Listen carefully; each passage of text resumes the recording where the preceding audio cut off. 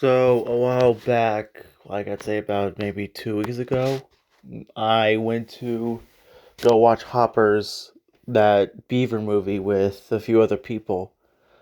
And well, it's been 2 weeks, so just thought, hey, might as well just get it over with. Because I tried doing something similar with FNAF 2, but nothing. So when I first saw like the trailers for it and stuff, and like the memes where it's like, "We want originals," Disney gives us Hoppers, and they're all like, "No!"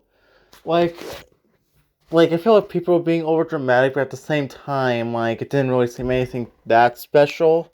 Like, just seemed on par with how people describe the Despicable Me movies as like just there for entertainment and nothing else. So I somewhat had that expectations when seeing when I stepped into the movie theaters, and also so with the trailers, with the how it's all like Hoppers has been widely considered the funniest movie of 2026 so far. It's to me like because of the whole "we want originals," no bit. I thought the whole "it's the funniest movie of the year" thing was just like there just so people would come see it and have a good laugh, try to have a good laugh. But surprisingly, when I saw it at theaters, it met the it was actually funny. There was definitely a few funny moments, and also two things. A like I'm planning to be more scripted, so I'm not just gonna be like often, and also spoilers. Oh yeah, and also forgot third thing. So I'm just like walking around my room. So if you hear any like, you know where it's coming from. So when also with the trailers, I it seems like the whole plot was like Mabel, the main girl, being all like, "Wait, hold on, you guys are just comfortable with you guys killing each other? That's wrong." And then the ending was just gonna be like, "Okay, now the animals are at peace." Like even though lots of the animals rely on like meat, for example, like lions and wolves and such. But I was surprised when it was more so like, okay, hey, these animals, they need a, they need this like damn thing. We don't need you to make a freaking highway out of it. And like, well, yeah, it was a subversion of my expectations. At the same time, it still seems like pretty simple. And another thing that's subverted my expectations is that the way they made it seem like it seemed to be like highly energetic, on par with Turning Red, which could be a part of the whole "we want Disney, no" stuff, because it looked like there's just gonna be a bunch of wild stuff everywhere. And while it somewhat has that to an extent, like it has lots of like that like whole like peaceful nature. Like you're just like sitting on like a rock, just listening to like the wind hit the trees and grass, or hearing the birds chirping. It has a few scenes where it's just that energy, and for that I just love it. And also there's really lots of like subverting the expectations, and it mostly just boils down to the whole like even with the whole how it's at the plot's actually to some extent about Mabel trying to stop not President, Mayor Jerry from building a highway. Like, as bit of a subversion as that is, like, to me, like, you couldn't really add much of that. Like, Disney or, like, the writers could have easily just made it that, and, like, she helps the beavers build the dam and such, and that'll be it. But no, because I was surprised when they added a few other concepts. Uh, Big spoiler here is when so the main I forgot his name, but there was like a Beaver King that you probably saw in like the trailers.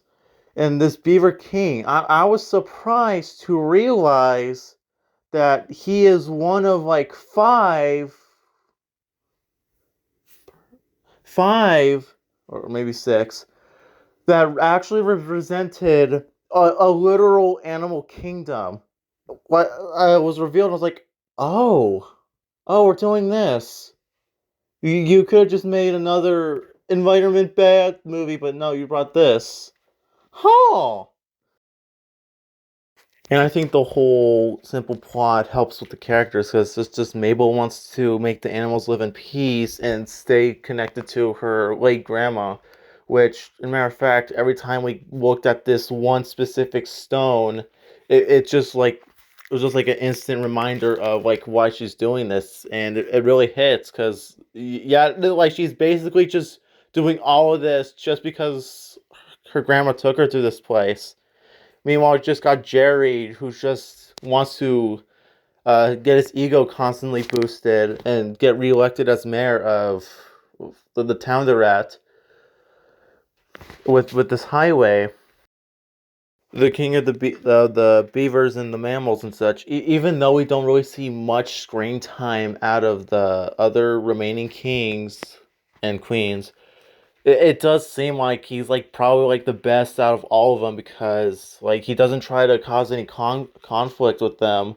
Or like how when Mabel said, "Hey, we gotta stop this mayor guy or else extinction." How like the other ones just go like, "Okay, so we're gonna go to murder." Meanwhile, he would try to just like talk to the man, which is reasonable, as well as also the fact that him knowing how messed up the other kings and queens are, he's like tries to tell Mabel, no, let's not bring the counselors into this, and also how like even with despite being a king of exclusively mammals, how he's still pretty friendly to the other animal types. And even with the fact that he almost got executed and for the most part lost his throne, all just because of this random beaver, how he was still willing to support Mabel for this. Like, yeah, if he helps, then maybe he could be, I guess you could say, pardoned. But he's still solely doing this just because of this beaver's obsession with this specific dam that just got destroyed by humans. That's constantly being surrounded by like sirens. Mabel's professor, also forgot her name. I do like her because she's just trying to stop Mabel from like hurting herself, both mentally and potentially physically. One issue I have, and I know this is more so related to like plots, not character, but I do wish they would like explain why like they can't just yank her body out of the device thing.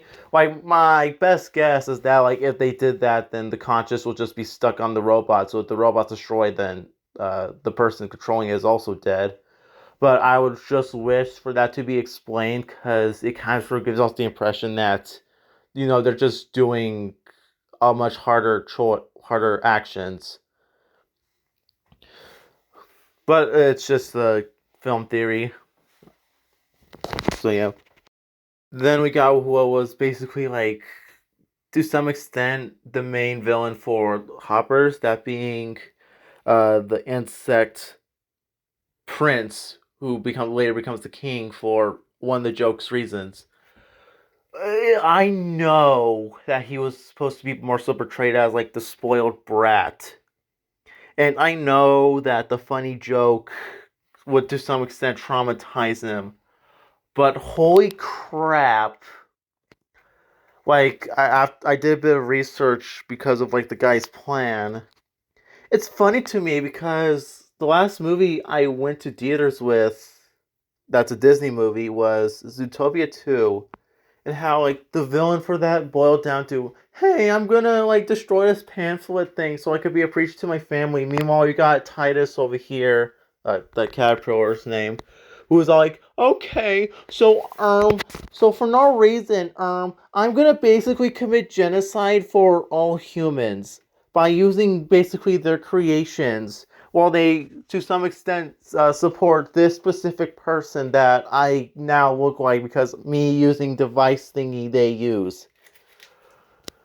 Like, it just felt like a very large shift from like the usual villains that people have criticized for being toned down. Like, obviously, he's not gonna be on par with like Jafar, Ursula, the guy from Notre Dame, etc. But like, I feel like he's pretty up there. Like, um, I'd say like A tier for Disney villains for the most part. I don't know what to really say about like the other like kings though, because like they all boil down to the whole psychotic ruler stuff that I said. So yeah. Now for the whole Hubbers is the funniest movie ever. Yeah, I kind of agree. Like, obviously, it ain't gonna be like you breathe and you just instantly just. But yeah, there are lots of jokes that range from how, after watching it, one of the people I watched it with was all like, I wish I had a recording of everyone's reaction when this specific joke happened, to just being a simple, like, or jokes where it's like you think about it a little bit and it's kind of funny. But I'm just gonna get a few of the jokes that I remember. So, what was that joke that was all like, I wish I got everyone's reactions? Mabel basically kills one of the kings. Another joke, and this one was at the beginning, is when Mabel's trying to do a petition to get rid of that highway, and he runs into this old man. So she decides to help him out, and like, and while doing so, she talks about like her whole life story. And me and seemingly most of the audience were like just waiting for the old man to give out his signature, just for it to be revealed that bro was deaf, didn't have his uh ear things in, was like, what? And then you got him being like, I like you, I'm gonna sign your thing anyway. And then you just get, you're like, oh, thank you. And then you just look at the list and it's just a shopping list. Like, thank you. Thank you for basically rage baiting us twice in a span of like 2 minutes. And another one is where Mabel tries saving Jerry's life because the other kings are like trying to kill him. And like she explains everything to him, and he's immediately all like, "Oh wait, I must be dreaming." Like I really like that due to the fact that like no way you hear that and don't think that you're dreaming. Like I just had like a lucid dream one night where I saw someone who wasn't with me, and I was just immediately like, "Oh wait, this is a dream," and it was just basically a "All right, see you next Tuesday" experience. So I definitely enjoyed that joke. And also, I do like some of the setups that it somewhat does, like how Mabel's been failing her college because of her whole protests, and how like at the end she passes it because the whole bridge is done. I like how even after all of the stuff they've been through, and like how Jerry's like done with the whole highway stuff and like has been redeemed, how he still does a bit of bickering with Mabel. Like it's not like how it was shown in the start where they're all like, "I hate you, dude. Why are you at my wife's house?" But it was still fine regardless. I liked it because it wasn't just a complete 180. It was just more like a 150-degree turn. And I also liked how shortly after the villain dies, we're finally killing villains. Uh, the Insect King's the person who wields the role as the King of Insects is just fairly quickly just given. Like it ain't so much of like a blink and you miss it moment, or like it's like the most obvious thing ever, but just enough to be like, okay, so they fixed the issue of okay, so if there's no insect king or prince, then who's gonna carry the place? Which it was just instantly taken.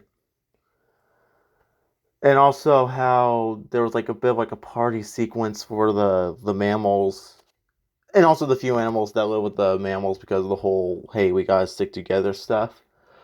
Also like how that was somewhat used for like the main climax for the movie. I forgot to mention this with the whole ant thing. So major nitpick, the queens for the reptiles are like some sort of like a Leviathan based thing where it's supposed to represent the Leviathan, which is in mythology a multi-headed creature. I do like the reference, but what confuses me is like why do they get three queens while everyone else is one? So that's my only nitpick with the whole king system stuff. So all in all, I do like hoppers. With the person that I somewhat been talking about the whole thing, even said that she personally likes Hoppers more than Zootopia 2, which again is the movie that we saw before Hoppers in theaters. So, my overall thoughts, I would honestly like to give Hopper a 10 out of 10. Thanks for watching. Bye.